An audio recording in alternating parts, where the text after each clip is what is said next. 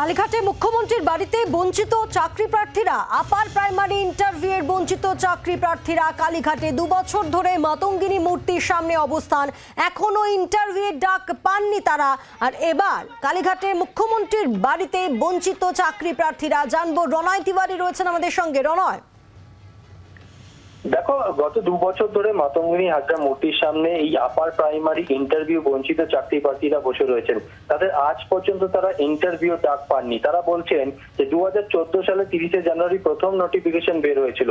এরপর 2015 সালে 16ই আগস্ট তাদের পরীক্ষা হয়েছিল। ফল প্রকাশ হয়েছিল 2016 সালের 14ই সেপ্টেম্বর। এরপর ইন্টারভিউ প্রক্রিয়া শুরু হয় 2016 সালের অক্টোবরে। প্রথম ইন্টারভিউ হয় 2019 সালের জুলাই মাসে। কিন্তু বাকিরা ইন্টারভিউ ডাক পেলে তারা কিন্তু আজ পর্যন্ত ইন্টারভিউ ডাক পাননি। মোট 2000-এরও বেশি এরকম চাকরি প্রার্থীরা রয়েছেন। তারা আজ পর্যন্ত ধর্ণা অবস্থান চালিয়ে যাচ্ছেন। গত 2 বছর ধরে মাতঙ্গিনী হাজরা মূর্তির সামনে তাদের ধর্ণা অবস্থান চলছে।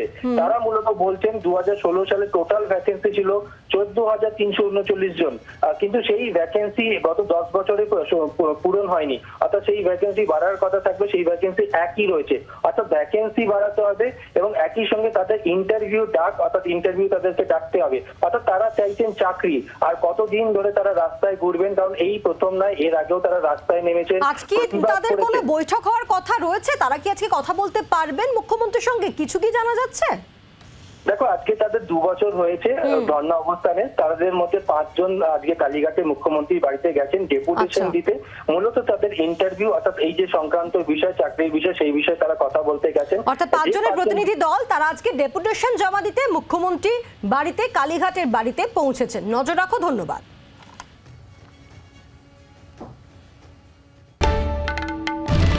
বাংলার আওয়াজ, বাঙালির আবেগ, জি 24 ঘন্টা।